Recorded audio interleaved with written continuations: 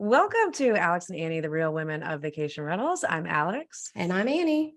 And we are joined today with Vanessa Humes of Intercoastal Net Designs, a great friend and local Myrtle Beach resident. Vanessa, welcome to the show. Thanks, guys. Thanks. I'm glad to be here. I've been following your podcast. Really enjoy the content that you guys are putting out. So appreciate the opportunity. Yeah, we're so Thank you excited so to have you here. much. So this is a special episode, and we are bringing on Vanessa as part of our Alex and Annie's List, a team member, ICND. Very proud to have them as part of that. And this is going to be part one of probably many episodes we'll do with you, but part one of a two-part series about how to build your book direct brand so that the OTAs don't put you out of business, basically. Yeah. And we're going to go over 5 tips today, and then we'll come back for part 2 and do 5 more tips. But Vanessa has an incredible just realm of knowledge within digital marketing in general, and branding, and very experienced within the space. So you are, I would say, the guru of that within vacation rentals. So we're just excited to hear about all the great things that you can teach us and our listeners today. Yeah, I appreciate it. Yeah. So just a little background for those of you who don't know me. I'm Vanessa Humes, and technically the sales director with Intercoastal Net Designs. I don't know if I would really consider myself that. I used to call myself Jill of all trades, but I didn't want the tagline Master of None attached to it. So I think the website might say Master of the Universe. I really do a lot there. About appropriate. Yeah. So I started back with ICND in 2009. Prior to that, I had 2 jobs kind of out of college. I went to Coastal Carolina University and applied too late for my internship. So I had 2 choices. I could be a Copenhagen girl and pass out dip in the bars, or I could work for a startup real estate / vacation ownership / timeshare company. It was called Great Places. And so I took that job, obviously. And one of my first things that I got to do was build a database and access to track all of the prices of Myrtle Beach real estate during the boom and then the crash. So, taking a look at a Vista, oceanfront, 1-bedroom condos, and they were basically going to buy them once that price sank, and then develop a portfolio of luxury real estate and across Myrtle Beach, which wasn't really the right time or market for the startup, but it was a really good opportunity for me because ground roots effort. I fell in love with startups, and then Brandon Sauls was actually doing our website.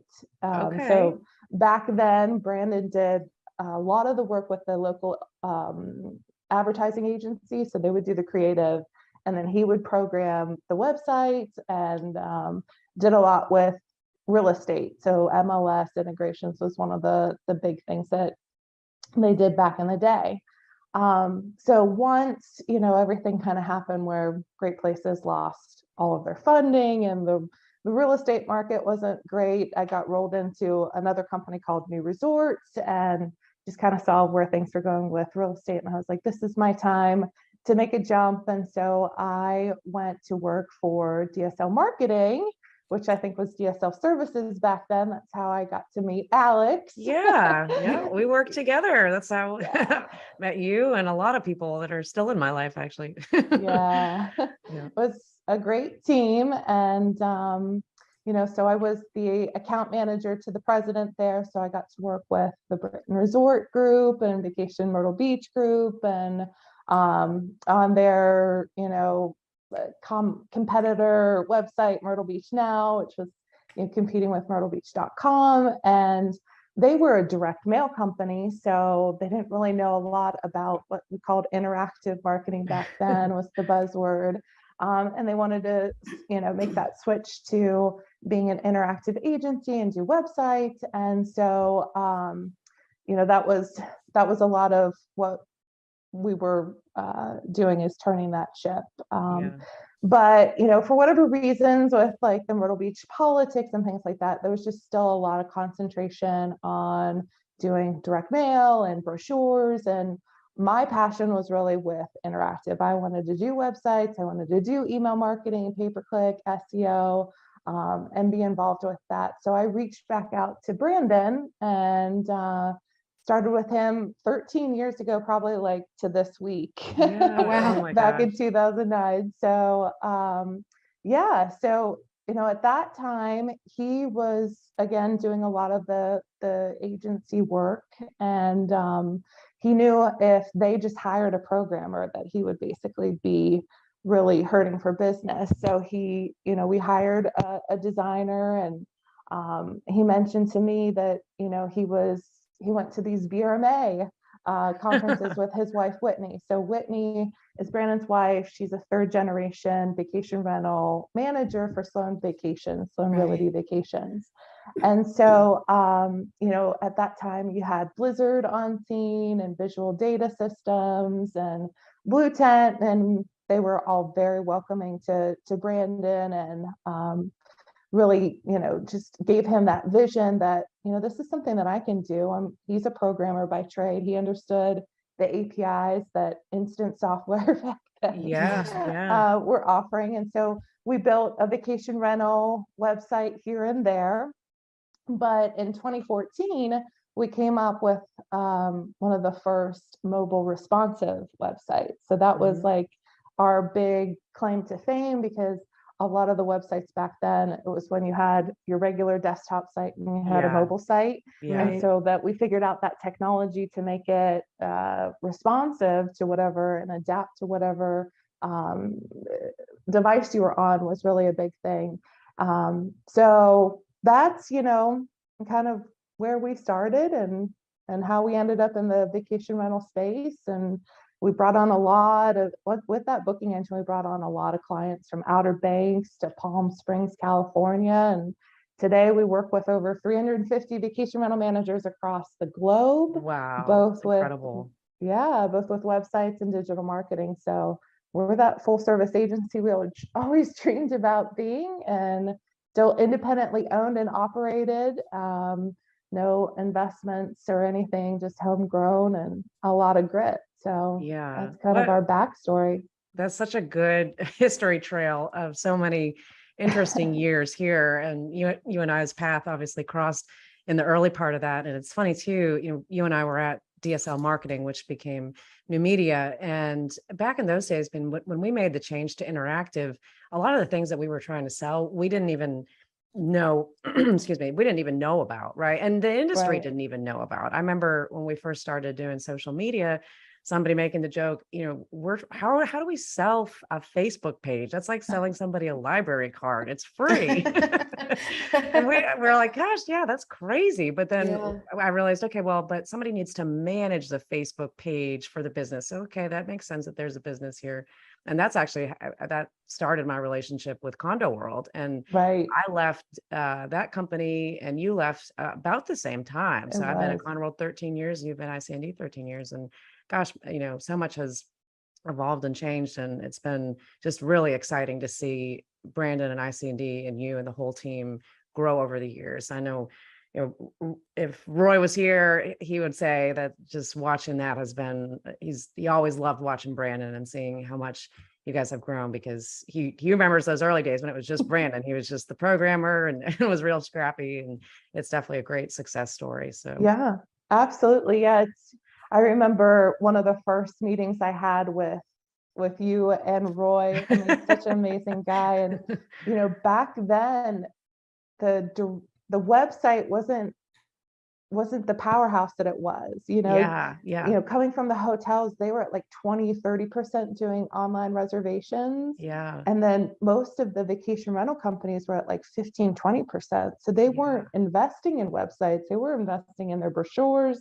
They were investing in reservation systems like Navis. And that's everybody wanted to make that push towards the websites. And I think that VRBO back then was the front runner, and maybe HomeAway was starting to come on scene.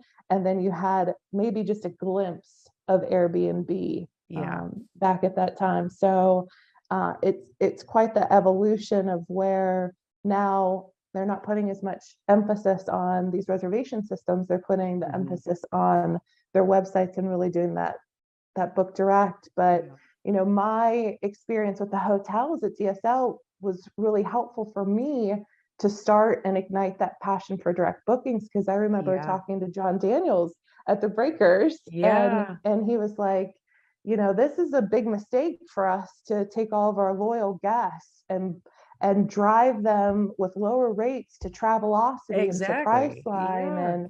And we're really risking our business here.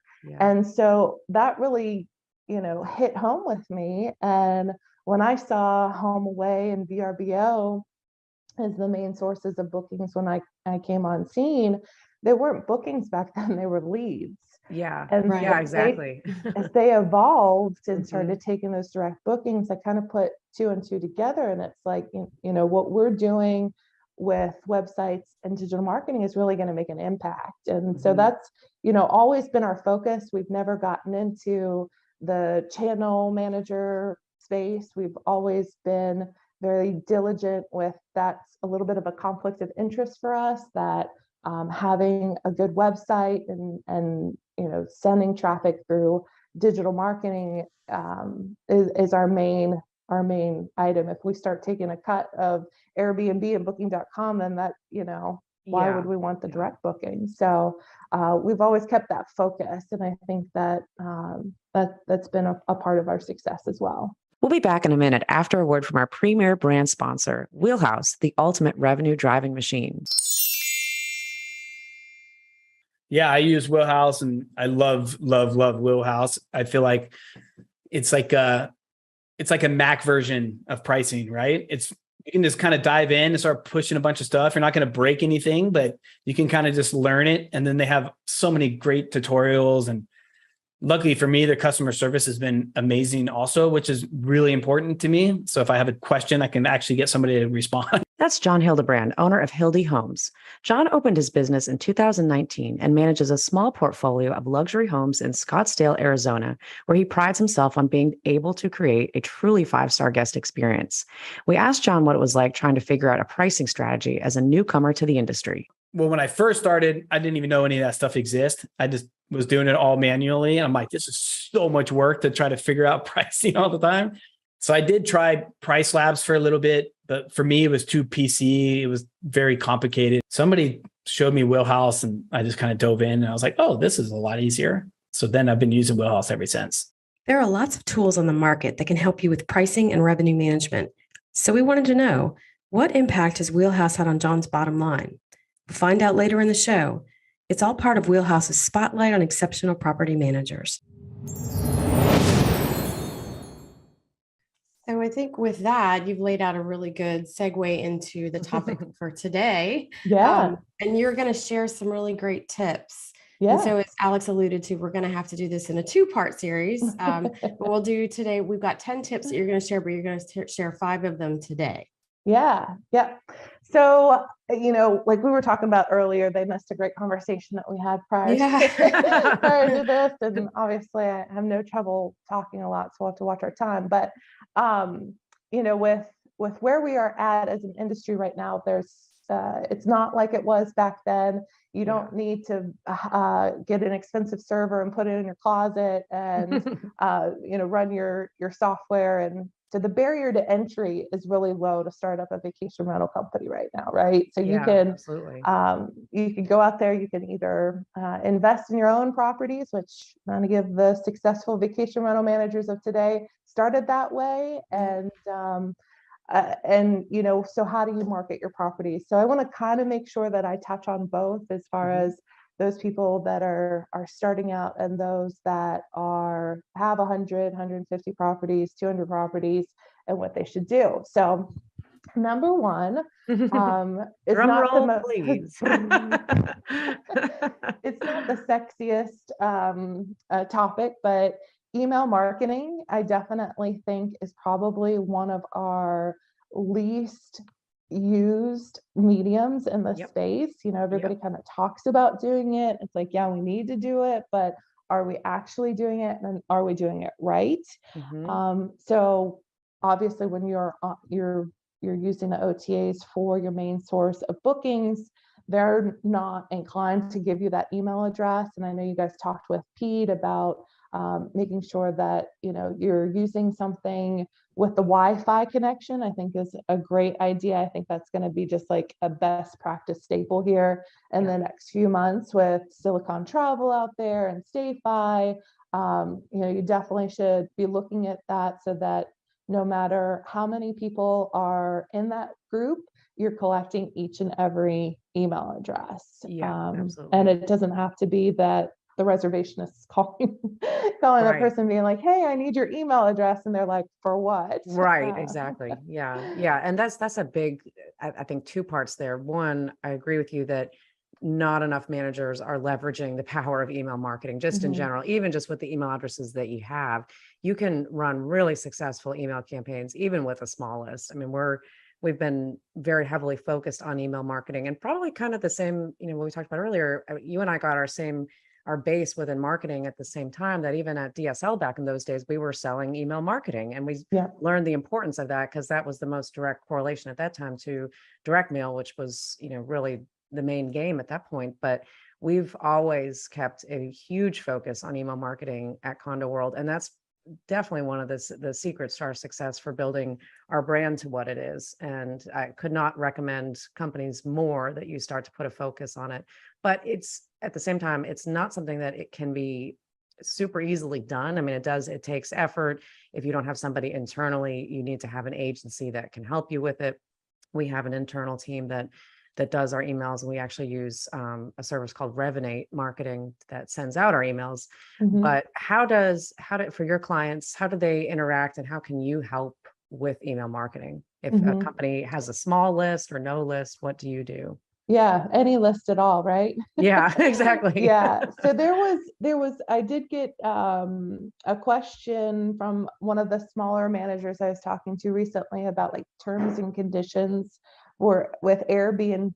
If they're using Airbnb, their terms and conditions to kind of talk them out of using those email addresses and retargeting to those audiences. Annie, have you heard anything about that? I told them that we would be having this conversation. Do you think the terms and conditions of Airbnb outlaw them from remarketing to guests that stay with them? I hear that, but I know Marriott has it in there. Marriott has that. Yeah. It's like 18 months that you're not allowed to use it. Use that. Yeah. Airbnb doesn't even give you the email though. I mean, you can get it on your own. It's a mass email. But right. And like according to Can Spam and things like that, you just have to kind of do business with someone. They have to offer that email opt-in to your list, and you have it. I would have no idea how they would track that you're doing that. So I really wouldn't be as cautious. I would start to market to those people, especially after a year, 18 months. I'm sure that you're pretty much in the clear there. We utilize MailChimp, Constant Contact, pretty much any email provider out there. They're all pretty much the same, being able to get your list either from your software into the program that's going to be deploying the emails, and starting to segment those lists is kind of the big thing, and getting that automation in there.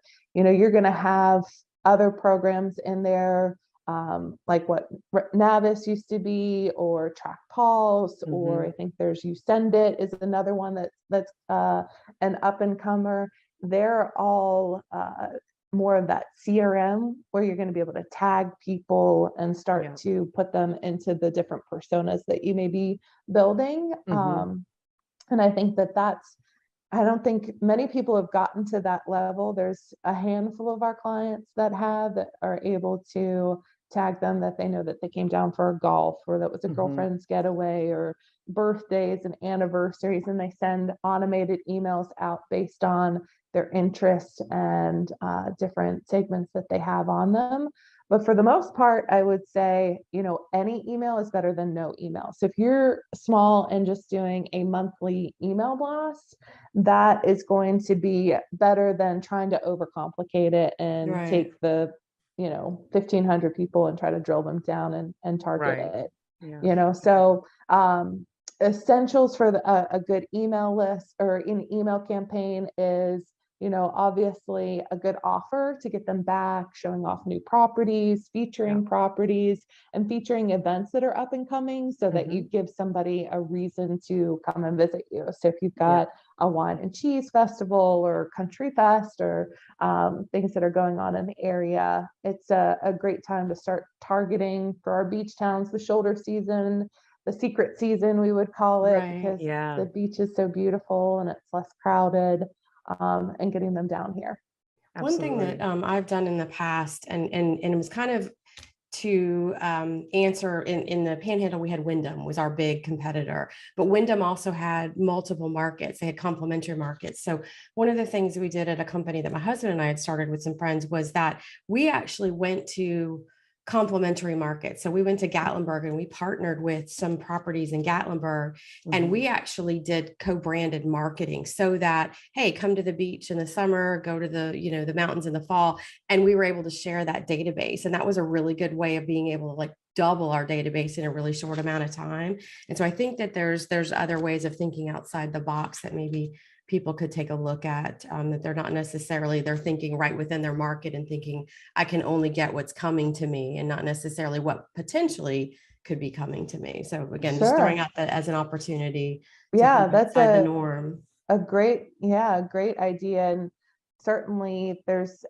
always been some value in getting leads off the local chamber that are interested in accommodations and being able to, you probably get to blast that list like one time. And just, using other sources like that. I wouldn't really recommend going out there. Back in the day, Alex, we used to do those targeted lists. Oh yeah.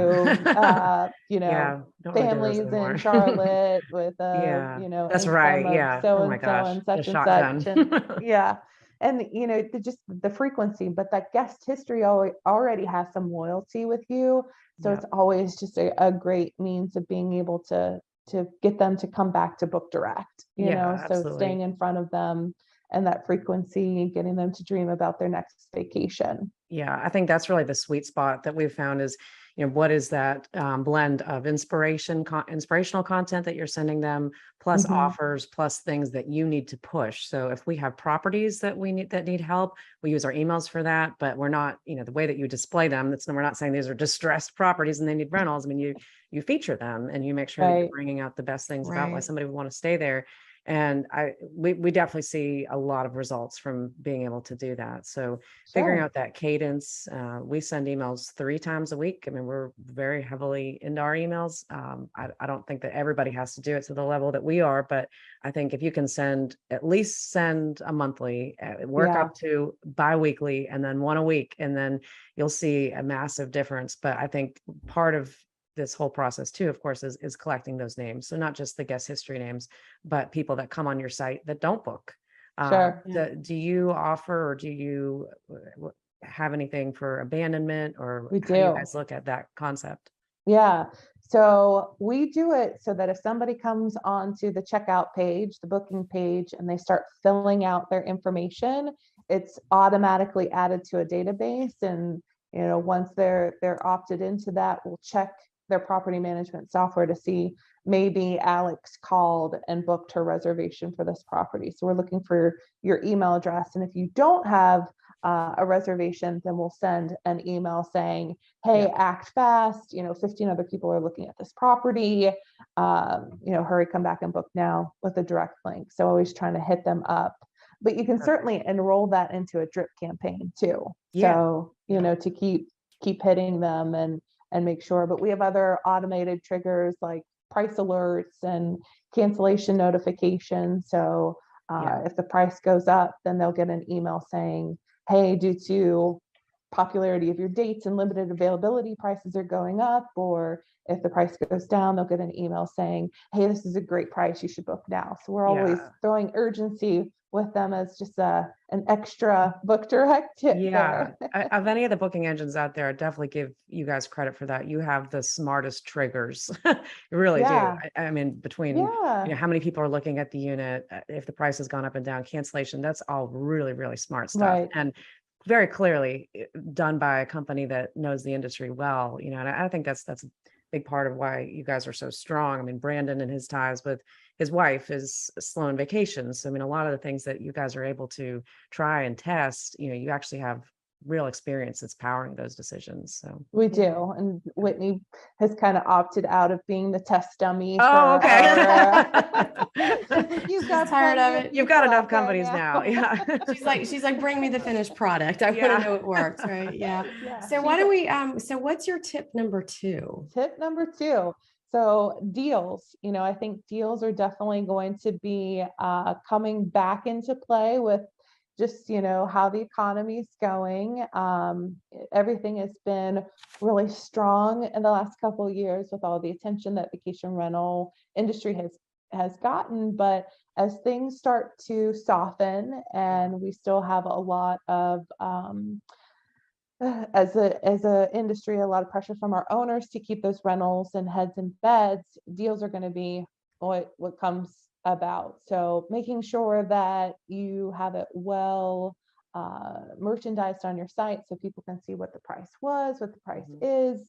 And there is nothing more of a conversion killer than having a promo code on your checkout page and no promo code on your site and no way to get back to the booking page. So either hide that, something that they call comment out in the code. You can either hide that or you know, make it easy for somebody to come back or easy for somebody to see the promo codes from the checkout page, and always that ability to book online. So you don't want to have it call to book and it be 10 p.m. and you don't have anybody there to answer that phone call. Yeah, right. Do you have any statistics on conversion for promotions, for deals? Like, are there deals that speak more to specific audiences, you know, like I know buy one, get one free, or 25% off, or third night free. Like, what are you seeing as the ones that actually convert the most? So that's a great question, Annie. I would definitely want to run some newer tests because in the past couple of years, I would say that 98% of our clients haven't been running specials. Sure. The cross through so that you can see the original price and what the new price is have definitely had a better conversion rate than just saying, you know, this property is 25% off and never saying what the original price was. And you just put in they want to see the math right there. They don't really know. Is this the price I'm supposed to be getting, or is it 15% more? But definitely by outlining historically, if we say we're going to give you $25 off for your email address, they know exactly how much it's going to be off. It doesn't have to be $250 off. You know, it can be just a special incentive. So you can start small, but they want to see that dollar amount. Percentages it takes too much to think about. They want transparency. And it's is it off the base rate, the total amount? You know, too many questions there. $250 off. Here's your price. Here's your total amount. Boom, book now. So price transparency for sure. Yeah, we so like on the channel management side, that's one of the things that we coach our partners on is to run a promotion, not just drop your rates.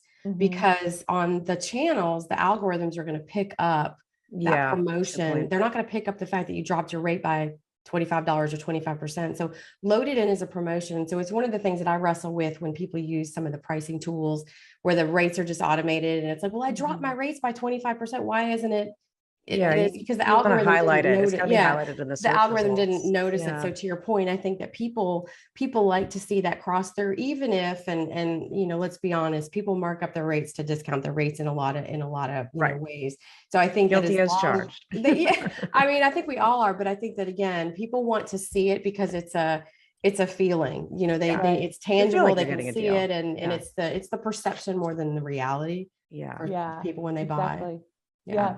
And it, just one of those marketing factors is take away, if it's too much, too hard to think about, people don't get it. Yeah. I think I don't want to have to do math. I just want to book my stay. Right, exactly. Yeah. I think just for us, I mean, we normally do percentage off sales and they always work well. You just have to be above 25%, 20%, 15%, 10%. Those just don't really seem to click with people, but anything 25% and higher normally does pretty well. And definitely showing the before and after price, that's really important too. And I think your booking engine does that, right? On the checkout page, you can see that. It does. Yeah. So we either do the math, or API call is always helpful. That way it's the exact amount. So it just depends on the software, the API call is available, what discounts and things like that. It does. It gets more and more complicated all the time with the dynamic pricing and the nightly rates and the length of stay pricing. So it's always a challenge for us, but and that's why it's like, keep it simple. If you can just show them is amount, then it's going to get you the best. Yep. The best Okay. So we've got email and deals. What is number 3? Number 3, well optimized site. So, obviously this is it's a big difference between if you're just starting out or if you've been in business for a long time. But they're, go back to the basics of the absolute essentials of what you should have for your website. And that is your metadata, your page titles, your URL structure, and then what Google calls EAT, with your expertise, authority, and trustworthiness. So focusing on those things. So what makes you an expert at vacation rentals in your specific market? What kind of authority do you have on that? And trust factors would be your reviews, your associations, your certifications, and things like that. And then for your property detail pages, specifically having that information well honed in. I think that it becomes a little bit of a trend for vacation rental managers and marketers, more managers who don't have those marketers and are just using a team, that they focus a lot on the homepage and not on the booking pages or creating segmented, Gatlinburg pet friendly condos. So that would be a long tail keyword phrase with a lot of intent, that if you have a smaller inventory, drilling down to those lower in the funnel keyword phrases. So top of the funnel would be Gatlinburg vacations, Gatlinburg condo rentals, and then you've got Gatlinburg pet friendly condo rentals. So it's really far. Somebody who is searching for that is really drilling in and trying to find some good options. And so they have a lot of intent to book. They've already figured out where they're going, what they're looking for, and specifics. So when you don't have a lot of inventory, looking at your inventory and figuring out what your niche is going to be the best thing for SEO. And then for your property detail pages, having that well optimized with your H1 tags, metadata. We've seen a 62% increase in property pages as landing pages in SEO. So people are definitely figuring out, hey, I saw this on an OTA, but I'm going to go and figure out what their price is on their direct booking site. So we've done a lot of marketing and promotion for that as an industry. So I think that's great. Just make sure that you are optimizing your pages so you show at the top and it's not VRBO, rent a beach. And then, and that's a really important topic, because I think a lot of websites, because of how these pages are generated for a unit page or a property page, they don't actually have their own page. I mean, it's dynamically driven. So if you go to Google that property, you're not going to find the direct link back to the company's website. So that's definitely a very important question to ask your website company as you're building those. But and we definitely have seen a huge rise in that. The more that we've pushed onto Vrbo and Airbnb in the last year or so, the more we're getting those individual searches on units. And it used to be at one point that for Vrbo, you weren't allowed to put the property name in the headline, and then we put them in there now. I don't think that, I guess they've gotten away from that, but I would definitely recommend it. I mean, put a headline that has some details in it, but would also always put the property name in it too. Yeah, I mean, it goes off the topic of you're not only marketing your brand, but you're marketing the brand of the individual property. Exactly. So Yeah. don't be 123 Elm Street, be Yeah. Freddy Cougar's Beach Bungalow, so Right. that it Yeah. has a name that you can Yeah. type in and market, and people can come back and book. Because if you're doing a good job and they have a great experience, they're going to want to come back, or they're going to want to tell their family about it. Yeah. And so that's that whole brand of that property to be able to Mhm. come in and market it as well. We had Terry White on the show yesterday and did a deep dive into websites and PMSs and a bunch of different tech things. But one of the things we Awesome. talked about was the complexity if you switch software and you have a website that the software company did. Now you're not only switching software, you're having to have a new company build the website too. Yeah. And I think that speaks to the benefit of working with a company like ICND, because your site is agnostic now of the PMS. So It is. say you were using Track and you had an ICND website, but now you've switched to a different software, you can connect it to other providers, correct? Yeah. Yeah, and it's happened so frequently that during COVID, when we reinvented ourselves and made our first mobile first site, so rather than it being just mobile responsive, it's now mobile first. Mm-hmm. We also recreated our database structure so that if you are on Track and you need to switch to Streamline, you no longer have to rewrite your entire booking engine. Yeah, it's huge. We just come in and you still have to write any kind of customization, so we can still customize it. It's not an out of the box solution, but from a guest facing perspective, they have no idea you switched websites. From Right. Google, they have no idea you've switched websites. Yeah. We're still doing everything we need to do. So when we do a website, we do what's called a screaming frog report that basically says, these are all the pages that Google has indexed for your site, and making sure that you have a one-to-one page represented on the new site, so that none of your pages are left behind, no page left behind. But that's a great point. Is you're investing, you should be continuously investing. So it's a really big investment, again, if you have to switch software and not on some sort of your website's something that you have for the long haul, and hopefully you don't have to change PMSs often, but it's pretty likely that in some course of business you might have to change. So I think that's really important to keep in mind, because those SEO rankings are also critical. I mean, that's another huge component of our ability to have built a very strong book direct brand is our organic placement. So absolutely. Yeah. You don't want somebody holding it hostage. Yeah, we could go into so much more detail on that. I know. We'll be back in a minute after a word from our premier brand sponsor, Wheelhouse, the ultimate revenue driving machine. But Wheelhouse for me has been game changer. I mean, I probably make 30-40% more revenue and definitely get a lot more bookings because of it. We're back with John Hildebrand from Hildy Homes. Revenue management still requires a human touch, and it helps to have an outside source to validate your thinking. How does Wheelhouse's support help John know if he's making the right pricing decisions? Mostly I just talk strictly with the customer service over there. I'm like, hey, my one property is kind of slow. Am I doing something wrong? Can you mind looking at it, my pricing? And they're usually pretty amazing. They'll jump in, they'll look at it. They're like, okay, it's really saturated right now and you're in a slow market this time of month, but the next 2 months, it looks like it's going to pick up.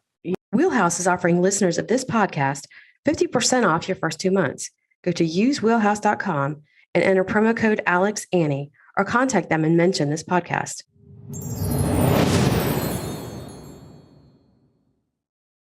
Let's go to number 4. Number 4 is going to be pay-per-click. So that's kind of hand in hand with SEO. Pay-per-click is my favorite because it's an instant gratification kind of thing where you don't have to work months, even years to get up top for, that North Myrtle Beach, Windy Hill condos. You can just target that keyword phrase. And then you can see how you convert on it. So it's something that you can really track specifically too, because of course you can't track specific keyword phrases with SEO anymore. So Right. being able to track which keyword phrases you actually convert the best is really great. So you can do more test marketing with that. Which type of page converts best? What kind of landing page converts best? And which keyword phrases convert best? And then you can kind of take that and shift your SEO towards those types of niche keyword phrases. Meaning, if you're out there for a specific marketplace, let's say Gatlinburg pet-friendly condo rentals, right? But it isn't converting. What can you do to make sure that you're either showing more listings on those pages, or you're giving them more options? Why isn't it converting? Yeah. Right. And before you invest the time and effort in SEO to show number one. Yeah. Right. How do you coach people? And I always used to get this, again, my husband used to handle it. And then I went to Expedia, and, for a management company, you're competing against Airbnb and Expedia and booking.com. And now like the other 50 channels that have popped up. And then again, in a Myrtle Beach market, you're competing against a condo world, you're competing against Vacasa. So for me, just say I've got 25 units. How do you coach somebody? Because I think the natural instinct of somebody starting out is like, oh, I want condo rentals. Well, everybody's bidding on condo rentals. So how do you coach them and drill down into the keywords that work for them?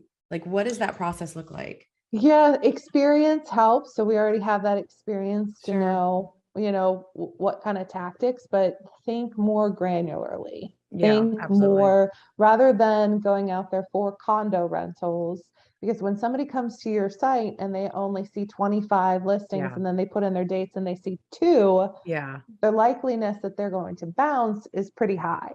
So if you can come in and give them something that's more targeted, where, like we were talking about with Gatlinburg condo rentals that are pet friendly, or Outer Banks, oceanfront, event home, those are very targeted keyword phrases. So what we do is we look at your inventory and we figure out what people are searching for and what you have, and we match them up, and then we create those campaigns that are very specific to your inventory, and then making sure that they're landing on pages that are going to convert the best. Yeah, absolutely.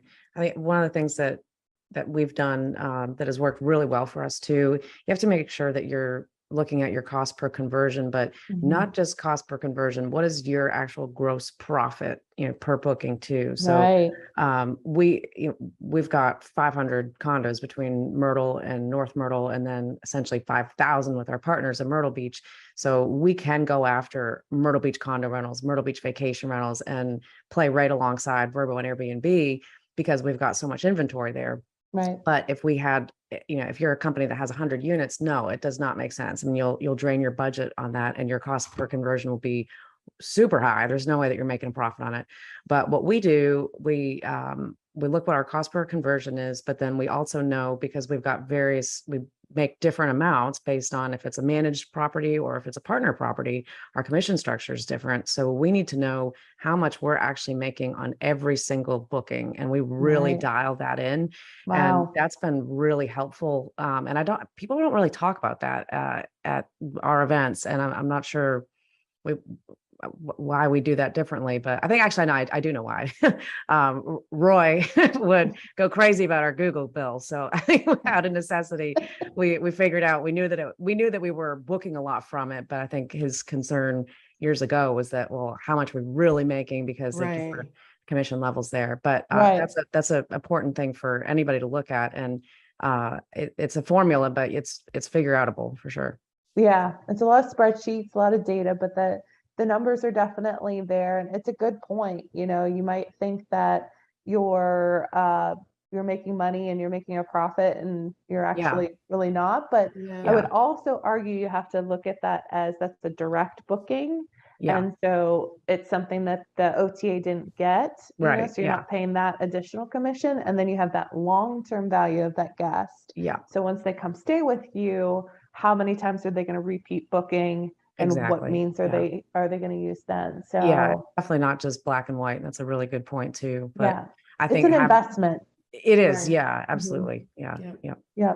And it's an investment, and it also puts less of those eggs in the OTA basket when we're talking Right. about that, Yeah. Yeah. so look at And it just that way as well. knowing if you're going for volume or if you're going for, I mean, the heavy booking. So in our market, for example, if we do a booking that's $1,000 and we're making 10% commission, just use round numbers on that, we're only making $100 on that booking. Our Right. cost per conversion, if our cost per conversion is $200, we've lost money on that. Yeah. Right. So that's where, from a volume basis, we've got to balance that out over the long haul. That's, how we look at it. But some of these markets, Hilton Head and beach home markets where the booking could be 10, 15, $20,000.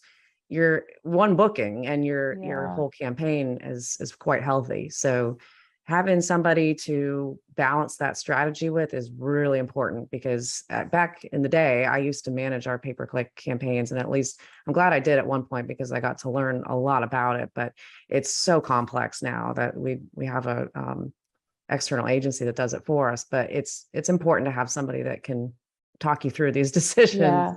Talk you through and keep up to date on what's going on. Yeah, because it's changing all the time. Always changing. Yeah. The algorithms, the needs, the types of ads, it's always changing. So you get to a point, and I agree with you. I managed enough pay-per-click in my lifetime to not want to do those it anymore. Facebook accounts and library cards. That's right. Yeah. That's right. Awesome. Great. Well, what's number 5?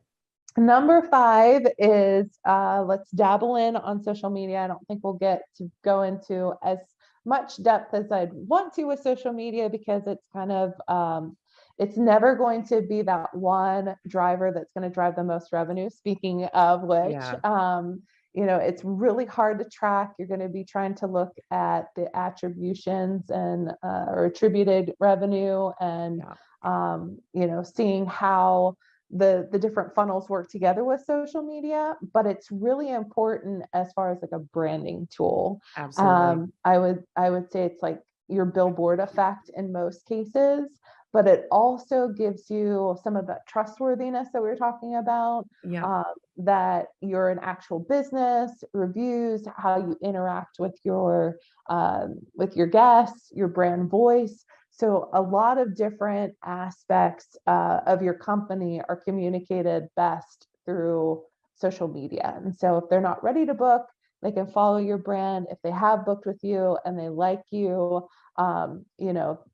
following you on Instagram, Facebook, TikTok, all of those different platforms that are rising are really great. If you are looking for the best social media out there to drive traffic and conversions, the best one that we have figured out is going to be Pinterest. Really? Pinterest. Wow. So We have had no luck with it, and we do. I definitely want to is pick your brain on that. interesting. Wow. I've never We created started using it this year, and Pinterest ads or Pinterest organic? Pinterest ads. Okay. So Pinterest is now going to be, it's less of a social media platform and more of a search engine, right? Yeah, So for you can sure. go on there, absolutely. I'm always looking for stuff. Sure. looking for design ideas, looking for hair ideas, nail ideas. So why not look for vacation ideas, right? So it's top of the funnel. And then they've come up with all these different personas of travelers, the weekend getaway, the bucket lister, the foodie. And so you can target different personas out there. And most social media is not going to let you take a direct link back to your site, but that's all Pinterest wants to do, tag you, they can build their board and then send the traffic to your website. So it is something that allows you to do that. We had one of our clients over 6 months, they spent about $1,800 and generated $50,000 in revenue attributed to their campaign. So now, are you setting those up as, are they actually searching for vacations and that's why they're seeing the ad, or you're targeting those people based on their demographics that they could be on there for something unrelated to a vacation? it can be both. You can run it both ways, right? Yeah. So when you're in the searches, it could be, see more like this and a sponsored ad. And Yeah. so those can also travel, or, mom's looking at recipes and all of a sudden she sees an ad for an Outer Banks vacation rental. It's the so right time. surprising that's, Yeah. and I'm willing to give it another try, because honestly, I feel like there is a lot of potential with Pinterest. I think it makes sense. We did not see hardly any conversions, and we just were dabbling with a smaller budget to try it out. But I feel like at the very least, I mean, you can also do remarketing on there. So right. that I think has some legs to it that we probably need to re-explore, because anywhere that you can put your remarketing ads, if somebody finds you on Google, they've been on your site, and now they're going to see you on Facebook or on Pinterest, you have much higher percentage of conversion. Is that, were you running those ads for that client too? I'm not sure if that's incorporated in that number. Okay. Certainly we're always running remarketing ads in some capacity, but the way that we set everything up is always like very granularly. So with the Pinterest campaigns, one of the biggest parts of the cost there is going to be the setup, because it's going to take us, 5-6 hours just to get the campaign set up correctly.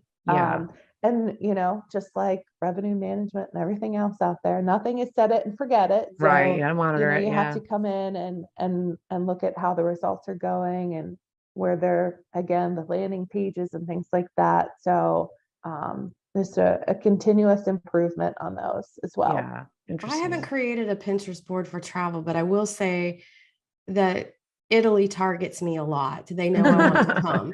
So I'm definitely going to check that out. I think that's really interesting that you say that, because I've often wondered, I know that like our DMO here does Pinterest.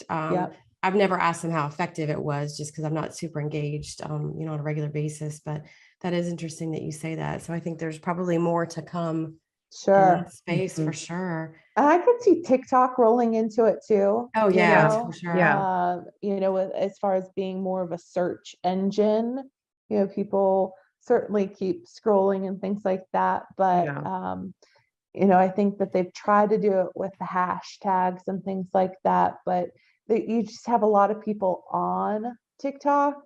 And so like from a GMO perspective or an influencer perspective, you've got people who are going like live continuously, so they grow that audience. Right. So there's definitely opportunities for vacation rental managers to jump in the bandwagon there. If you've got, and Gen Z or millennial and your social media marketing, give them the opportunity to consistently go live at the same time, build up those audiences, and then you can start. You have to build up your audience before you can go live. But, it's kind of a technique, but invested well, I think that if nothing else, it's a big brand awareness. You're getting people dreaming about it. It's just always, is this amount of time and effort that I'm paying for it worth it down the road? And looking at it as the organic or paid side too. I mean, using TikTok organic, that you're actually out showing the destination, showing the properties. I think that's a good strategy. Certainly worth trying. But then running ads on TikTok, is a separate thing too. And I think with any of these, whether it's Facebook or Pinterest or TikTok or Instagram, that's what's important for companies to look at. Is organic and paid needs to be looked at as two different strategies. I mean, your organic really is more geared towards brand awareness and visibility, which is very important. I mean, it's you're not going to get that immediate satisfaction, like you mentioned with pay-per-click, that you put out an ad and a keyword and you got a booking. It's not going to be like that. But if you've got to have that mindset of looking at this as a longer term, brand awareness campaign for your whole company when you put into play these different things. So I think also to the point of the personas is that, people often think, or I, at least in conversation, I think people perceive And I would say, especially my age and older, perceive that the social media is, you can do the same ad across all platforms, but there's a different persona for every one of the social media platforms. And, there's the Gen Xers are kind of going across all of them, but obviously boomers are not on TikTok, and boomers are likely not as much on Pinterest. So having that plan for each kind of social platform is, you need to drill into that as well. Yeah. Absolutely. Yeah, I couldn't agree more. And that's where it's just that time and effort and setup costs for a good social media plan. It can be high, and it's really hard to track. So when you're going in and looking at the funnel and those attributes and what's attributed to that booking, it might be pretty far down there that it's tagged, but it did lead to and was part of that guest journey before they actually booked. Yeah. Looking at that multi-channel attribution within analytics and having somebody help you look at that to draw conclusions is important. And especially, we haven't gotten into this side of it yet, but Google Analytics, the new rollout that's going to go into effect next year, and essentially all the data that you have. I mean, like you have to have everything moved over by, what is it, about a year from now, I think. Yeah, so it's completely different. We're already switched over, and I can't make sense of it. So it's very different than girl. Me and you go. Okay, good. Luckily, we have people on our teams to help with that. But it's crazy. This isn't the first time Google's done this. They have definitely done this before. But so I think in order to have year-over-year data, you needed to have G4 set up on your site by the end of July. So that was kind of our push, is to get everybody up and running end of July. That way, July 2023, you can do your comparison. But it is a new platform. Everybody's getting their feet wet with it, and I'm sure that there's going to be some changes. We are maybe thinking that they might start doing some paid to see more data opportunities for Google. Probably, That's all speculation. I don't have any insight on that. That's just what it seems to be set up on, but it is a complete rethinking of how you use Google Analytics. So and when you figure it out, they'll change it again. So. Yeah, exactly. I think it's actually been like the longest that they've had Google Analytics in this format. So I'm sure it was out of frustration. I heard somebody say the other day, we'll just go back to using Omniture. I heard that. What? No. You remember that from back in the day. Oh, God. Yeah. They counted everything as traffic. Yeah. Then you switch to Google. It's like, where did all my traffic go? Yeah, exactly. Well, we're about at time, Vanessa, but I know Annie's got one very important question to ask you that we talked about in our pre-call that we want to make sure we get to before. So, and I think, again, we'll have you back for a part 2, but we never want to leave the wrap up our call without asking you an important question. So we talked about, what do you think is the single biggest issue that is not being discussed in the industry? Everybody has a different take on this. Very, very keen on your take. Yeah. So obviously I'm thinking from a marketing perspective, and I do think that it's not that it hasn't been talked about, it just hasn't had as much complete emphasis on it, and maybe just not a complete thought. But I think as an industry, you guys have brilliantly come up with the t-shirts, "We're not Airbnb." And I think consistently that is a big push for the vacation rental managers, that we are not Airbnb. We don't want to be associated with Airbnb, even though we might be using Airbnb as OTA.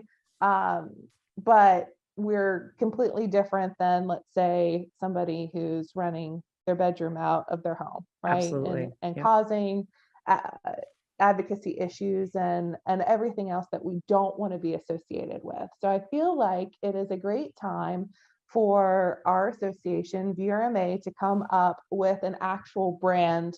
We are this, what this is, because professional vacation rental managers does not sound as sexy as Airbnb. and Right. it's No, not it gonna doesn't. be Gen Z, Way too long. Yeah. but we Yeah. are this. And Yeah. then just like the American Dairy Farmers of America did back in the 90s, you know, come up with a really great campaign like Got Milk, Milk Does the Body Good, to really promote to the public, buy the ads, do it right, and come out with, this is who we are, this is why we're different from Airbnb. And I think that it will help us stand apart when we're going against advocacy efforts in a specific location, that we're not who you say, we're not Who in you the think we box that are. you put us in. Yeah. We are outside that box. We are bringing business to your local area. We're bringing in tax dollars. We're professionals. We're following the books, everything by the books, and an integral part of the community and, you know, the accommodation sector. So I think that it's time. I think we've kind of gotten around and beaten around the bush, but I think doing a big advertising campaign, working with a great branding company and advertising agency that can help us put together that campaign would be great, because we've ridden on the coattails of VRBO back when I started, then Home Away, and now Airbnb. And I'm very grateful. I really am. I'm grateful for the awareness that they have brought to our industry. None of us would be as successful as we are today without that, but it's time for us to differentiate. We need to grow up and stand on our own. That's a really good point too, that I'm not sure if that's being talked about at Verma, but it is time to bring in an agency, I think, to help with that whole branding perspective on this stuff, because yes, and we agree that this is definitely the biggest issue that isn't being talked about, but I think it is. It's like, it's slowly now, it's starting to creep into a lot more conversations, but identifying what we're not Airbnb, but what are we then? So that's key to building any brand, is what you're not, what you are, and what do you want to be perceived as, and making it very clear, like you said, that when we're in a room, they know who we are, they know what we stand for, there's no confusion. And because that's what we're seeing across the country, is that the people that are putting restrictions into place don't understand the difference. And these are people that you would think maybe they would know, but they don't. And it's not their fault, but there's nobody that's told them that we've been doing Airbnb without Airbnb for decades. And these restrictions that they put in place could jeopardize the good apples, like the Condo Worlds of the world and Sloan Vacations and all the big companies that have been paying in tax dollars for years. So it's definitely a thing. And I think bringing an agency, that's a really smart approach to it too. We need somebody that can really help strategize with us what that campaign looks like. So we need somebody who's not in the industry to take a look and help us look at, look outside of ourselves to really come up with that. I think the problem is we get kind of mired in our daily world, and it's very easy. We know what we are. We know what we are. Why do we need to explain it? But it's beyond time. And I think that we are not Airbnb hashtag resonated so heavily because everybody is frustrated. Everybody's frustrated, and we want to open up that conversation. And I think we want to open up that conversation with the public, not just in defense, but I'm always that type of person. I like to be proactive rather than reactive, so I think this will help us get ahead of some of the problems that we're facing in different communities.